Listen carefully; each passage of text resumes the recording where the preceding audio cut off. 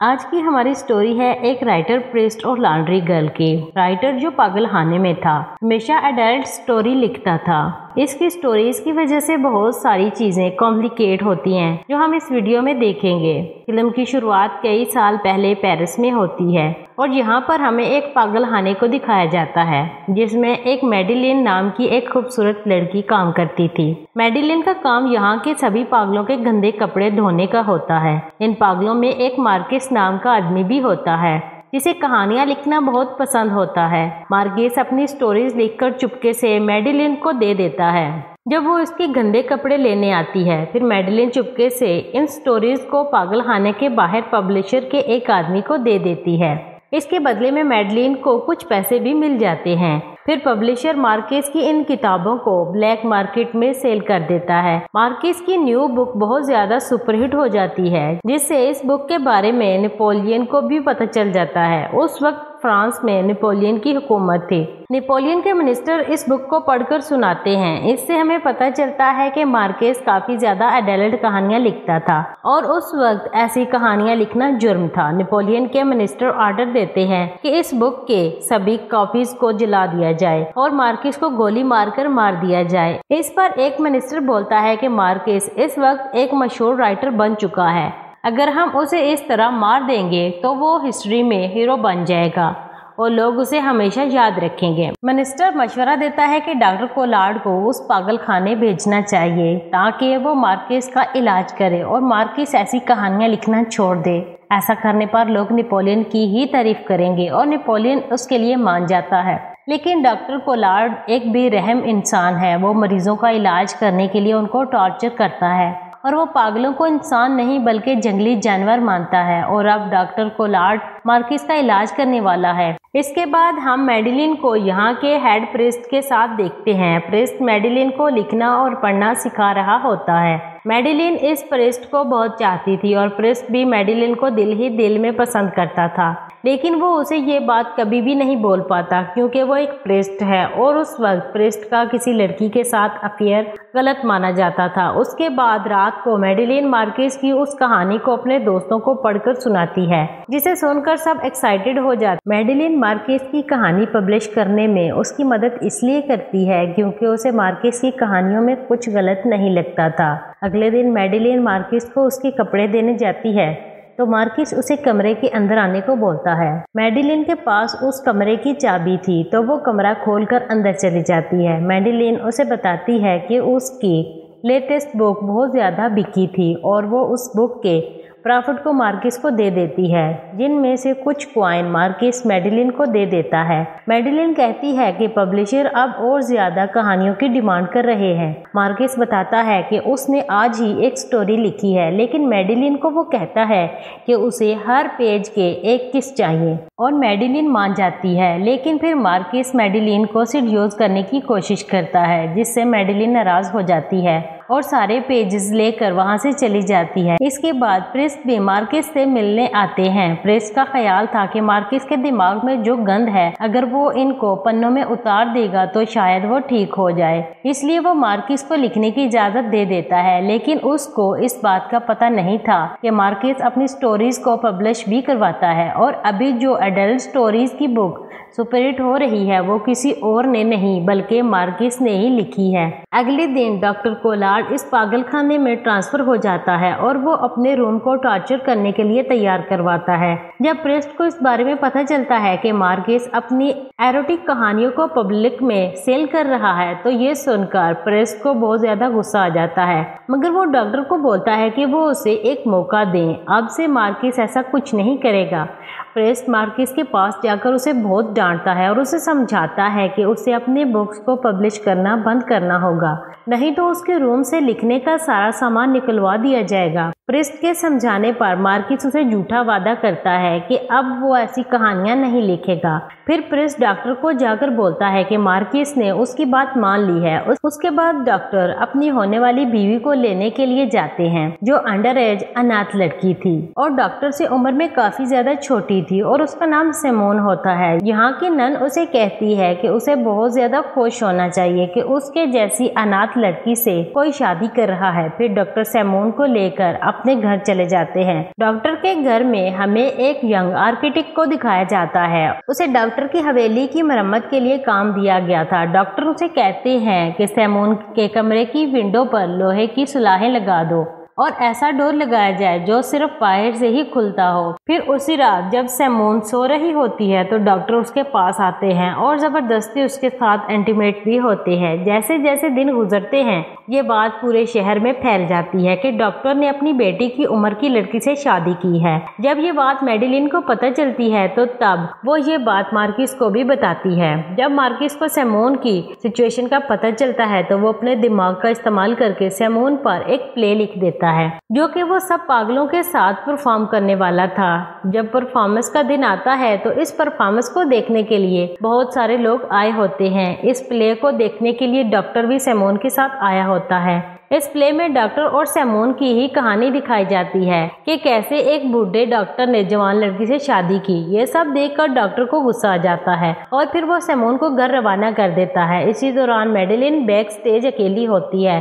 तभी एक पागल आदमी उसके साथ जबरदस्ती करने लगता है। फिर खुद को बचाने के लिए मैडिलिन उसके सर पर गरम प्रेस मार देती है तो सबको इस बारे में पता चल जाता है और फिर इस प्ले को यहीं पर रोकना पड़ता है। इसके बाद डॉक्टर भी वहां से जाने लगता है, मगर इससे पहले वो प्रिस्ट को बहुत डांटता है और कहता है कि अगर वो मार्किस को नहीं सुधार पाएगा तो उसकी शिकायत मिनिस्ट्री में कर देगा। फिर प्रिस्ट मार्किस के कमरे में जाकर मार्किस के लिखने वाले सारे सामान को ले लेता है ताकि मार्किस कोई और घटिया कहानियां ना लिख सके। मार्किस उसे रोकता है मगर प्रिस्ट नहीं मानता। इससे मार्किस को बहुत ज्यादा गुस्सा आता है। एक दिन मार्किस की वाइफ उससे मिलने आती है तो मार्किस अपना सारा गुस्सा उस पर निकाल देता है। मार्किस की वाइफ गुस्सा होकर डॉक्टर के पास आती है और वो कहती है कि मार्किस को हमेशा के लिए इस पागल खाने में ही रखें और उसकी जिंदगी जहन्नम बना दें जिस तरह उसने मेरी जिंदगी बनाई है। डॉक्टर मार्किस की वाइफ को कहता है कि वो मार्किस को ठीक कर सकता है लेकिन उन्हें इसके लिए काफी सारे पैसों की जरूरत पड़ सकती है। मार्किस की वाइफ को जो पैसे मार्किस की बुक से मिलते थे वो उसे इस्तेमाल नहीं करती थी। फिर वो उन पैसों को डॉक्टर को दे देती है ताकि वो मार्किस का इलाज कर सके।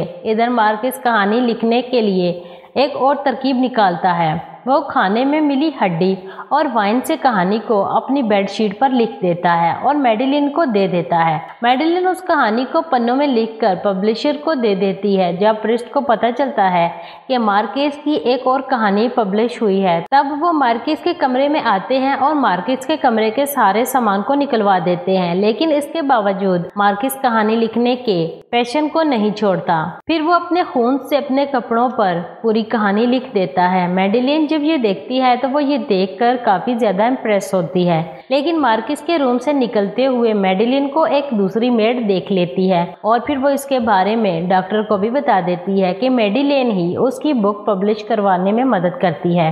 फिर प्रिस्ट मार्किस के सारे कपड़े उतरवा देते हैं ताकि वो फिर से अपने कपड़ों पर कहानी ना लिख सके।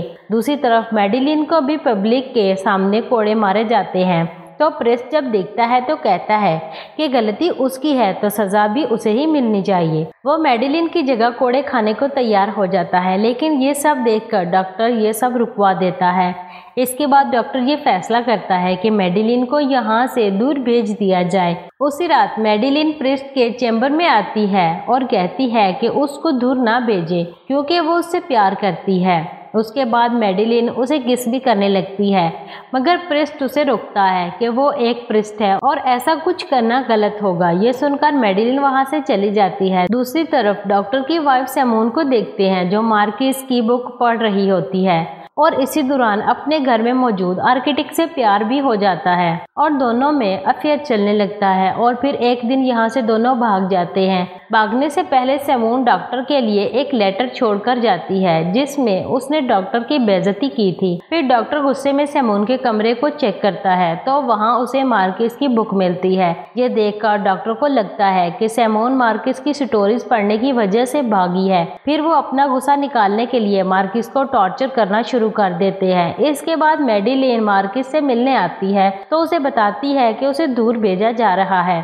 लेकिन वो चाहती थी कि मार्किस उसके लिए एक आखिरी स्टोरी लिखे। मार्किस कहता है कि आज रात वो अपनी खास स्टोरी लिखेगा, लेकिन यह सबसे बड़ी मुश्किल थी कि ये लोग आखिर स्टोरी लिखेंगे कैसे। फिर इसके लिए वो एक प्लान बनाते हैं। मार्किस अपनी स्टोरी अपने एक पागल पड़ोसी को बताता है और वो पड़ोसी अपने पड़ोसी को इस तरह करते करते वो स्टोरी मैडिलिन तक पहुंच जाती है और वो एक पन्ने पर लिखती जाती है। मगर वो कहानी मैडिलिन तक पहुंचने तक काफी बदल जा रही थी, लेकिन फिर भी मैडिलिन जैसे तैसे करके स्टोरी को लिखती जाती है। इसके बाद मार्किस की कहानी में आग का जिक्र आता है, तो वो पागल अपने ही बेड पर आग लगा देता है और आग पूरे कमरे में फैलने लगती है। तो गार्ड्स सब पागलों को सेल से बाहर निकालने लगते हैं और चारों तरफ अफरा तफरी मच जाती है। उनमें से एक पागल बाहर निकलकर मैडिलिन के पास आता है और उसके साथ जबरदस्ती करने लगता है और फिर मैडिलिन हेल्प के लिए चिल्लाती है। मैडिलिन की आवाज डॉक्टर और उसके गार्ड सुन लेते हैं, लेकिन जानबूझकर उसकी मदद नहीं करते। प्रिस्ट को भी मैडिलिन की चीखें सुनाई देती हैं और वह पूरे पागलखाने में उसे ढूंढने लगता है। जब वो मैडिलिन के कमरे में पहुंचते हैं तो वो देखते हैं कि उस पागल ने मैडिलिन को मार डाला है। ये देखकर प्रिस्ट बहुत दुखी हो जाता है और फिर उस पागल को काफी ज्यादा टॉर्चर किया जाता है। प्रिस्ट मैडिलिन की मौत की जिम्मेदारी मार्किस पर डालता है और फिर वो मार्किस के पास जाता है। मार्किस को जब पता चलता है कि मैडिलिन मर चुकी है तो वो बहुत ज्यादा रोता है। फिर मार्किस को सजा देने के लिए प्रिस्ट उसकी जुबान भी कटवा देता है।